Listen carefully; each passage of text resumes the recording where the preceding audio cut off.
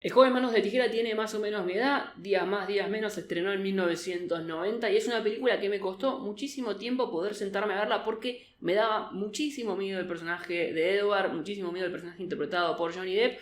Pude hablar después de tiempo de juntar coraje, de ver esta película con la guionista, con Thompson, que me contó un montón de historias. Por ejemplo, quién inspiró a este personaje, en quiénes se basó para cada uno de los personajes que rodean y que forman parte de esta historia, detalles referidos a actores que pudieron haber sido el protagonista de esta película y no lo fueron por distintas razones, todos detalles muy pero muy interesantes referidos a lo que fue a ser el joven Manos de Tijera. We now return to Mira a Quién and Contré with our latest interview. I think of them all as animal stories, to be perfectly honest. I love animals. I have dogs and horses, and they're my favorite friends.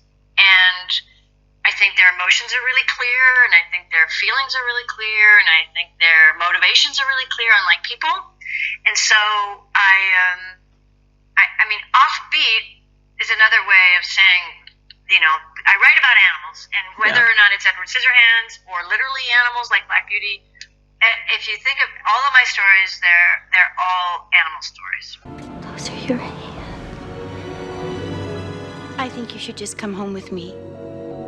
You were like put with Tim to work together because you share an agency. You share the same agency, and they didn't know what to do with you. We were introduced.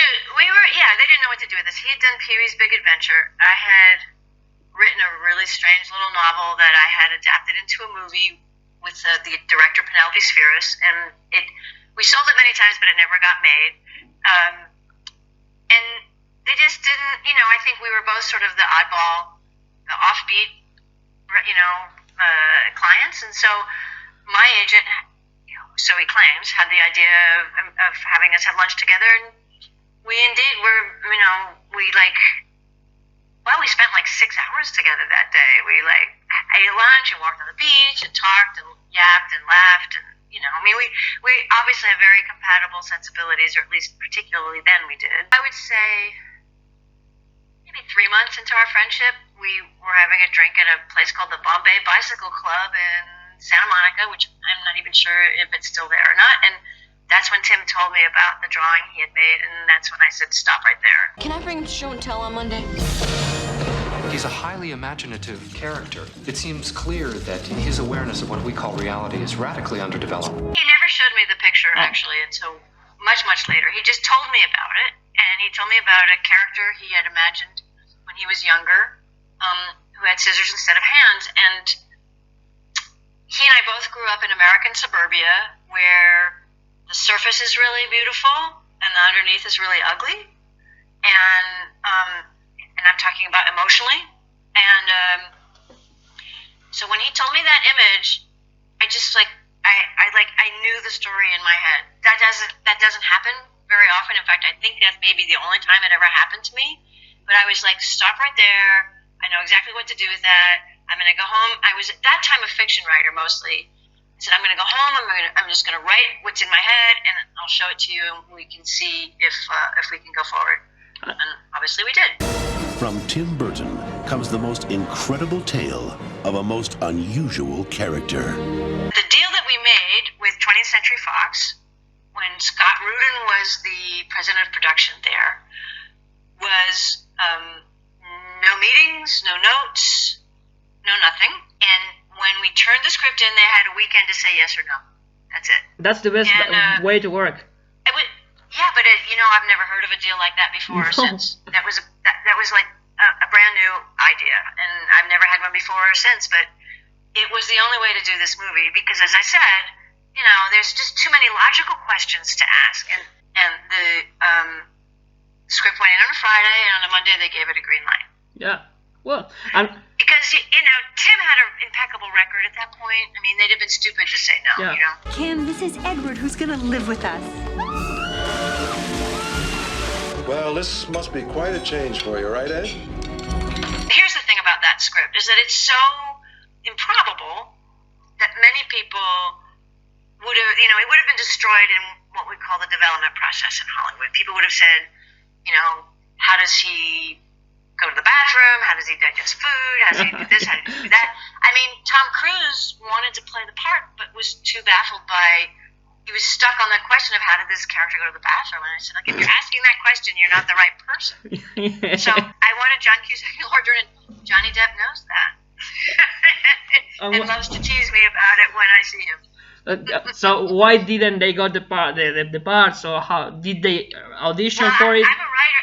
I'm only the writer. Writers don't have any say in who gets cast. So yeah. So Tim was, Winona Ryder was, his favorite actress, and Johnny Depp was her boyfriend, and so that's how it got cast. Yeah. Whoa! That's a handshake you got there, Ed.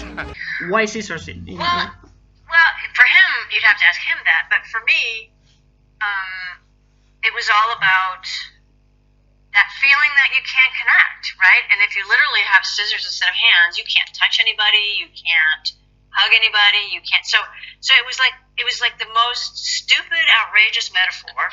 Honestly, I thought it was the stupidest thing I ever heard. That's why I knew it was brilliant. It was the stupidest, most outrageous metaphor for being separated from other people. Hold me. I can't. The main character doesn't speak too much, and it's like the most important character in the movie.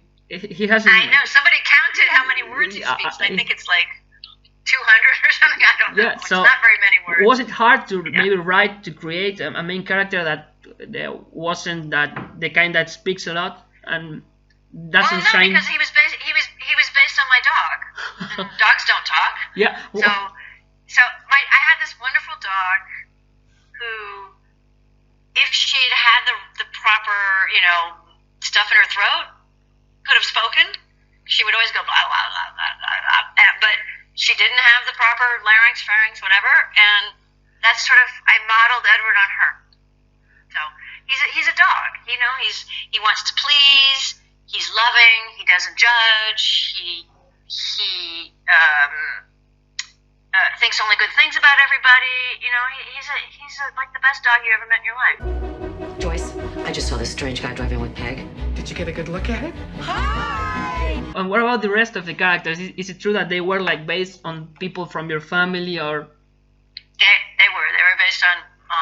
So Peg was my mother, Bill was my father, the neighborhood women were my mother's friends. I mean, it's actually maybe the only time I've ever done that.